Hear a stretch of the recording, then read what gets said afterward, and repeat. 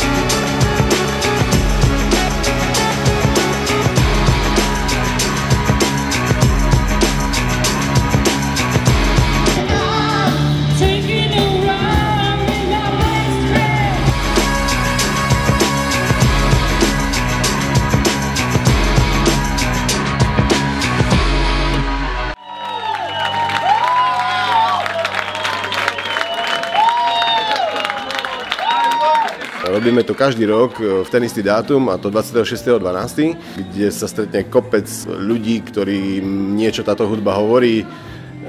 A nie len hudba, ale aj vzájomné priateľstvá a stretnutia.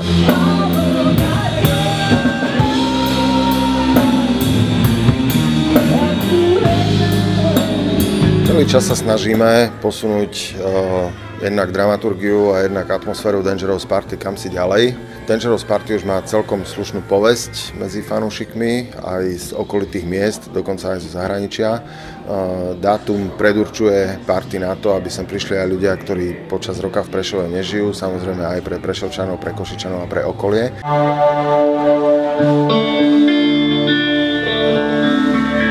Nie je jednoduché nájsť kapely, ktoré by mohli vystupovať v rámci Dangerous Party. Musí to mať nejaký žánrový súvis, pochopiteľné. Sme celkom radi, že sa nám podarilo, poviem to, vytvoriť rezidentnú kapelu Dangerous Party, keď vlastne sme presvedčili skupinu Stopa, aby nahrala niekoľko skladieb z repertoáru Depeche Mode v rockovom podaní. Nebolo to jednoduché.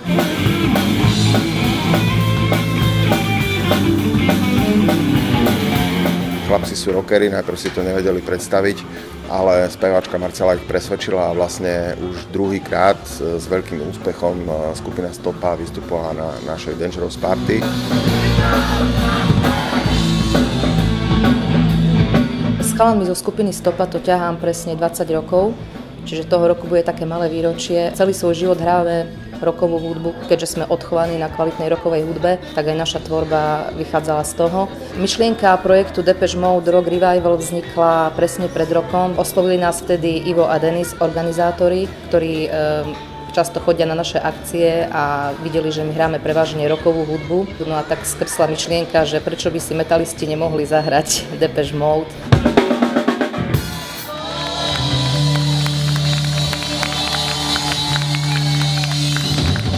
Depeche Mode Party sme si ako minulého roku, tak aj tohto roku veľmi užili, pretože výjsť na pódium a spievať pre ľudí, ktorí všetci ovládajú texty. Jednak to nie je sranda, ale zase je to určitá výborná psychická podpora, takže atmosféra úplne super.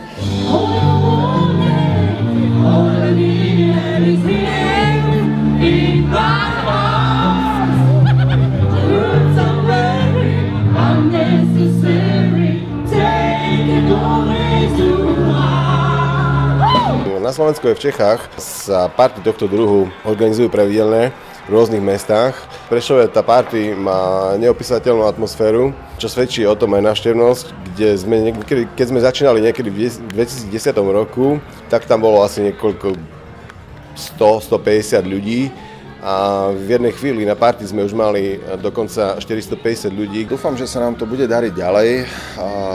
Má to súvis samozrejme aj s kapacitou tohto podniku, ktorý sa stal domovským podnikom. Aj Wave, aj Film Café sa stali domovským podnikom Dangerous Party. Vyhovujúce aj to, že vlastne sú to dva oddelené podniky s dvomi oddelenými DJmi, kde jeden hrá to, druhý hrá ono. Ľudia si na to zvykli a proste už to berú.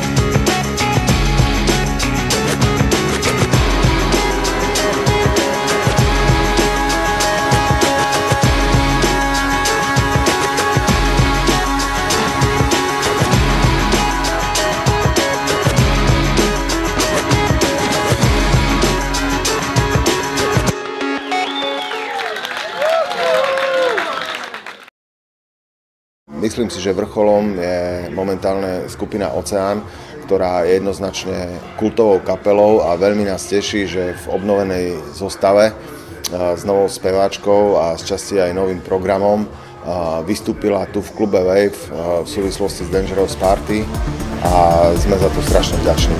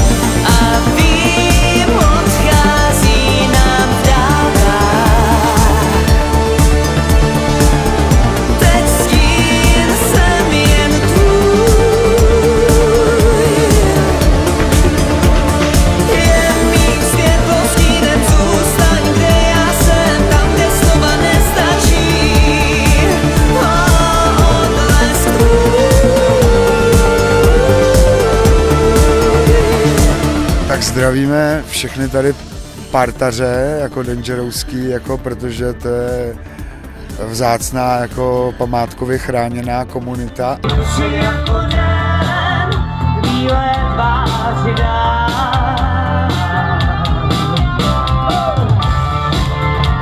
Od začátku jsme se tu cítili, byť velkou dálku od domova, neuvěřitelně dobře.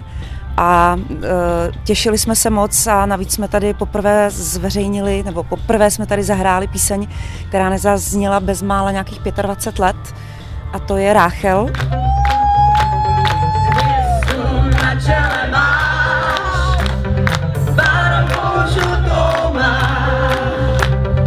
Kam se podíváš, tu jsme si užili na samotným vrcholu úplně nejvíc, protože jsme prakticky nemuseli dělat nic, protože to Prešovčané odspívali za nás, takže atmosféra byla nádherná a málo kdy přidáváme 15krát.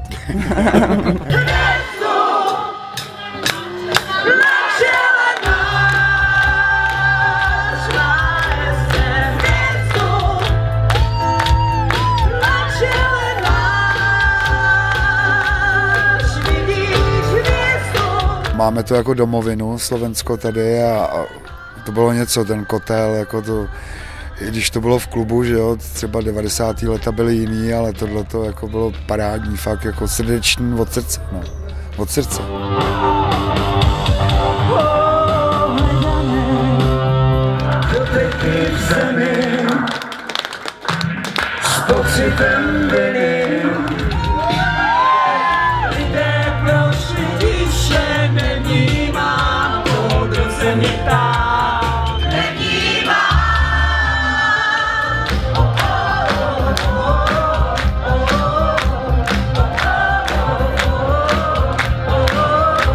A my přijedeme příští rok na toho Štěpána, jako není pána, na Štěpána není pána.